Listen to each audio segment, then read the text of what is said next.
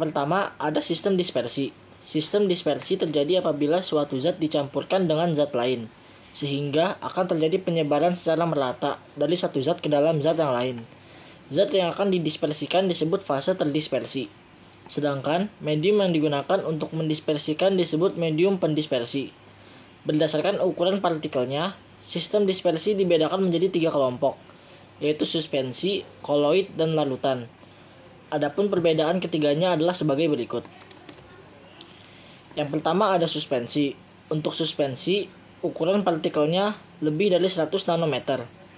Penampilan fisiknya keruh atau dapat diamati dengan mata telanjang.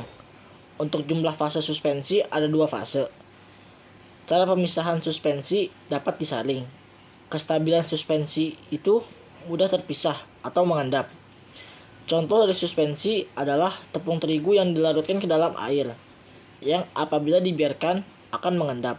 Yang kedua ada koloid. Ukuran partikel koloid yaitu 1-100 nanometer. Penampilan fisiknya keruh ke jernih, atau hanya dapat diamati dengan mikroskop ultra. Untuk jumlah fase koloid ada 2 fase. Cara pemisahannya tidak dapat disaring. Kestabilan koloid itu suka terpisah atau relatif stabil. Contoh koloid ialah larutan susu di dalam air yang tampak tidak jernih. Yang terakhir ada larutan. Ukuran partikel larutan lebih kecil daripada 1 nanometer. Penampilan fisiknya jernih atau tidak dapat diamati dengan mikroskop ultra. Jumlah fasenya 1 fase. Cara pemisahan larutan tidak dapat disaring. Untuk kestabilan larutan itu tidak dapat dipisah atau stabil. Contoh dari larutan adalah garam dapur yang dilarutkan ke dalam air. Selanjutnya adalah jenis-jenis koloid. Yang pertama, fase koloid. Berdasarkan komponen pembentukannya, koloid dibagi menjadi 2 fase, yaitu fase terdispersi dan fase pendispersi. Fase terdispersi adalah zat yang mengalami penyebaran secara merata dalam suatu zat lain. Sedangkan fase pendispersi adalah zat yang menyebabkan terjadinya penyebaran secara merata. Selanjutnya, tipe-tipe sistem dispersi koloid. Berdasarkan fase terdispersi dan medium pendispersinya, sistem dispersi koloid dapat dibagi menjadi 5 tipe, yaitu yang pertama aerosol, yang kedua sol, yang ketiga emulsi, yang keempat buih, dan yang kelima adalah gel. Yang pertama aerosol. Aerosol merupakan sistem koloid yang berasal dari partikel padat atau cair yang terdispersi dalam gas. Aerosol ada 2 jenis, yaitu aerosol padat dan aerosol cair. Aerosol padat terjadi jika zat yang terdispersi berupa zat padat. Contohnya itu seperti asap, debu, dan droplet virus di udara. Sedangkan aerosol cair terjadi jika zat yang terdispersi berupa zat cair. Contohnya seperti awan, kabut, embun, dan spray. Yang kedua adalah sol. Sol merupakan sistem koloid yang fase terdispersinya berupa zat padat yang didispersikan dalam padatan, cairan, atau gas. Berdasarkan medium pendispersinya, sol dibagi menjadi 2 jenis, yaitu sol padat dan sol. Sol padat terjadi jika medium pendispersinya berupa zat padat. Contohnya seperti intan hitam, kaca rubi, batu safir, kaca berwarna, kuningan, dan tanah. Sedangkan sol terjadi jika medium pendispersinya berupa zat cair. Contohnya seperti cat, selai, jeli, dan pati dalam air. Yang ketiga adalah emulsi. Emulsi merupakan jenis koloid yang dimana fase terdispersinya berupa zat cair dan medium pendispersinya berupa padatan, cairan, atau gas. Berdasarkan medium pendispersinya, emulsi dibagi menjadi 2 jenis, yaitu emulsi padat dan emulsi. Emulsi padat terjadi jika medium pendispersinya berupa zat padat. Contohnya seperti mentega, keju, dan mutiara. Sedangkan emulsi terjadi jika medium pendispersinya berupa zat cair. Contohnya seperti susu, mayonaise, santan, dan krim wajah. Yang keempat adalah buih. Buih merupakan Jenis koloid yang dimana fase terdispersinya berupa gas yang didispersikan ke dalam padatan dan cairan.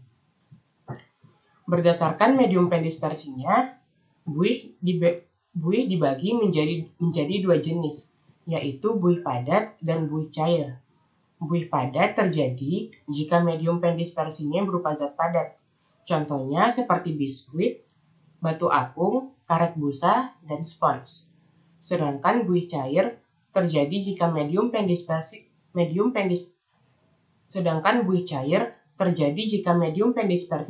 berupa zat cair.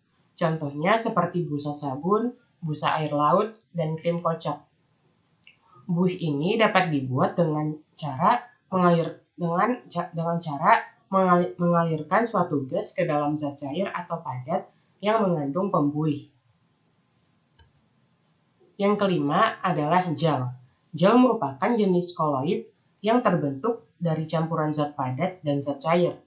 Gel terbentuk karena fase terdispersinya mampu mengabsorpsi atau menyerap medium pendispersinya. Gel ini dibagi menjadi dua jenis, yaitu gel elastis dan gel non-elastis.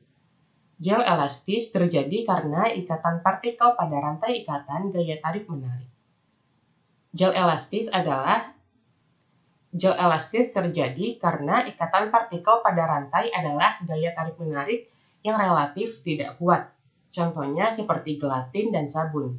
Sedangkan gel non-elastis terjadi karena ikatan pada rantai berupa ikatan kovalen yang cukup kuat. Contohnya seperti gel silika. Selanjutnya adalah sifat-sifat koloid. Yang pertama, koloid memiliki sifat gerak Brown.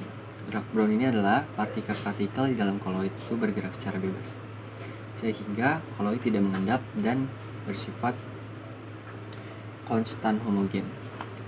Ada dua faktor yang memengaruhi dari gerak Brown ini. Yang pertama itu adalah besarnya partikel. Makin kecil partikel, maka gerak Brown itu akan semakin cepat. Dan yang kedua itu adalah tingginya suhu. Makin tinggi suhu, maka gerak Brown ini juga akan semakin cepat. Itu juga sebaliknya. Yang kedua ada dialisis. Dialisis ini adalah pengurangan dari zat-zat yang mengganggu koloid dengan menggunakan yang namanya adalah penyaring semi permeable. Sifat ini diadaptasi dalam proses pencucian darah pada pasien gagal ginjal. Yang ketiga itu adalah koagulasi. Koagulasi itu adalah proses penggumpalan dari partikel-partikel koloid oleh zat kimia yang disebut koagulen, sehingga pada akhirnya nanti dia mengendap karena gaya gravitasi. Yang keempat itu ada efek Tyndall, pembauran cahaya. Jadi ketika larutan dibagi menjadi tiga, ketika campuran dibagi menjadi tiga, ada larutan, ada koloid, dan ada suspensi. Masing-masing dipancarkan cahaya, maka yang akan terjadi adalah pada larutan tidak akan ada pembauran cahaya, karena partikel penyusunnya itu adalah kecil. Terus pada koloid ada pembauran cahaya, partikelnya cukup besar untuk membaurkan cahaya. Dan yang ketiga itu suspensi, pembauran cahayanya bakal makin terlihat. Yang kelima ada adsorpsi, yaitu adalah penyerapan zat-zat di sekitar permukaan sistem koloid. Keenam adalah elektroforesis, yaitu pergerakan dari partikel koloid karena muatan dari campurannya itu sendiri. Muatan dari koloid itu bisa positif, bisa negatif. Lalu yang terakhir adalah koloid pelindung. Koloid pelindung itu maksudnya adalah partikel koloid melindungi partikel lain dari sifat koagulasi. Selanjutnya adalah pembuatan koloid. 1. Cara kondensasi. Pembuatan koloid dengan cara kondensasi dapat dilakukan dengan mengubah ukuran partikel larutan yang berupa ion atau molekul menjadi partikel koloid melalui beberapa reaksi kimia sebagai berikut. A. Reaksi substitusi. Reaksi substitusi merupakan suatu reaksi yang melibatkan pertukaran ion. Koloid dihasilkan dari pertukaran ion-ion dalam reaktan-reaktannya. Sebagai contoh, pembuatan sol AS2S3 dari larutan asam arsenit H3ASO3 dengan mengalirkan gas H2S ke dalam larutan tersebut sampai terbentuk sol AS2S3 yang berwarna kuning terang. Berikut reaksinya. 2H3ASO3 larutan ditambah 3H2S gas menjadi AS2S3 solid 6H2O ditambah 6H2O larutan. B. Reaksi hidrolisis. Reaksi hidrolisis adalah reaksi kimia yang terjadi antara suatu senyawa dengan air. Pada pembuatan koloid, melalui reaksi hidrolisis, suatu larutan yang berupa garam dapat direaksikan dengan air sehingga dihasilkan suatu sistem koloid. Misalnya, pembuatan sol FeOH3 dari larutan FeCl3 dengan mereaksikan larutan tersebut dengan air mendidih. Reaksinya sebagai berikut. FeCl3 larutan ditambah 3H2O liquid menjadi FeOH3 solid ditambah 3HCl larutan. 3. Penggantian pelarut. Penggantian pelarut digunakan untuk mempermudah dalam pembuatan koloid yang tidak dapat larut dalam suatu pelarut tertentu dengan cara melarutkan suatu zat dalam pelarut yang sesuai, kemudian didispersikan ke dalam medium pendispersinya untuk membentuk suatu koloid. Misalnya pembuatan belerang yang mudah larut dalam alkohol, seperti etanol. D. Reaksi reduksi oksidasi atau redox. Reaksi redox merupakan reaksi yang melibatkan bilangan oksidasi. Koloid yang terbentuk melalui reaksi ini merupakan hasil oksidasi atau reduksi.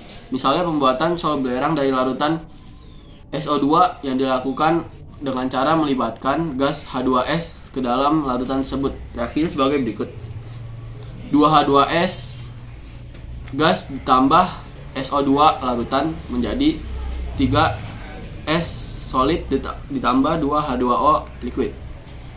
Contoh yang lain yaitu pada pembuatan sol emas dari larutan garam AuCl3 dengan mereduksi larutan tersebut menggunakan pereduksi organik yaitu formaldehida atau HCOOH. Reaksinya sebagai berikut. 2AuCl3 larutan ditambah 3HCOH larutan ditambah 3H2O liquid menjadi 2AU solid ditambah 3HCOOH larutan ditambah 6HCl larutan. 2. Cara dispersi.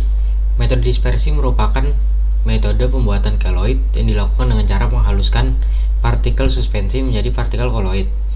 Metode dispersi dapat dilakukan dengan berbagai cara, yaitu dengan cara mekanik, Bussard-Bredig, dan peptidasi. A. Mekanik. Dengan cara mekanik, koloid dapat dibuat dengan menghaluskan atau melakukan penggerusan partikel kasar suspensi menjadi partikel halus koloid. Kemudian didispersikan ke dalam suatu medium pendispersi. Alat yang digunakan untuk menghaluskan partikel suspensi menjadi koloid disebut penggiling koloid. Berikut beberapa industri yang menerapkan pembuatan koloid dengan cara mekanik. 1. Industri bahan kimia, yaitu pada pembuatan cat, zat berwarna, pasta gigi, dan deterjen. 2. Industri makanan, yaitu pada pembuatan es krim, jus buah, selai, dan sebagainya. B. Bussard-Bredig. Bussard-Bredig digunakan untuk membuat sol-sol dari logam, misalnya dalam pembuatan sol emas, platina, perak, dan tembaga. Dalam Bussard-Bredig, logam yang akan diubah menjadi partikel-partikel koloid digunakan sebagai elektrode. 2 elektrode logam dicelupkan ke dalam medium pendispersi air dingin dengan kedua ujung saling berdekatan dan diberi loncatan listrik. Panas yang timbul menyebabkan logam tersebut menguap, yang dihasilkan akan terkondensasi dalam medium pendispersinya dan membentuk partikel-partikel koloid. C. Peptisasi. Peptisasi merupakan proses pemecahan partikel suspensi atau endapan hasil reaksi kimia menjadi partikel berukuran koloid dengan penambahan suatu zat kimia tertentu. Zat kimia yang digunakan untuk memecah partikel tersebut disebut zat pemeptisasi. Contoh 1. Sol NiS dibuat dengan cara menambahkan H2S ke dalam endapan NiS. 2. Sol AiOH3 dibuat dengan cara menambahkan AlCl3 ke dalam endapan AlOH3. 3. Sol AgCl dibuat dengan cara menambahkan HCl ke dalam endapan AgCl. 4. Karet dibuat menjadi sistem koloid dengan menambahkan bensin. Koloid dalam bidang industri. Adapun contohnya sebagai berikut. 1. Di industri farmasi. Koloid dapat digunakan untuk pembuatan minyak, ikan, dan penisilin untuk suntikan. Yang kedua, industri cat. Koloid dapat diterapkan pada pembuatan berbagai macam cat. Yang ketiga, industri kosmetika dan perawatan tubuh. Koloid digunakan untuk membuat pasta gigi dan sabun. Yang keempat, industri kebutuhan rumah tangga. Koloid dimanfaatkan untuk membuat sabun dan deterjen. Yang kelima, industri pertanian. Koloid dimanfaatkan dalam pembuatan pestisida dan insektisida. Yang keenam, industri makanan. Koloid dapat digunakan pada pembuatan keju, mentega, susu, dan saus. Dan yang kedua adalah peranan koloid dalam kehidupan sehari-hari. Berikut beberapa contoh penggunaan koloid dalam kehidupan sehari-hari. Yang A adalah pengumpulan darah.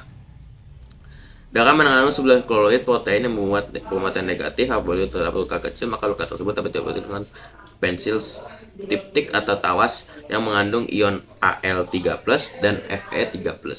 Ion-ion ini akan menetralkan muatan-muatan partikel koloid protein dan membantu pengumpalan darah. Yang kedua, pemutihan gula.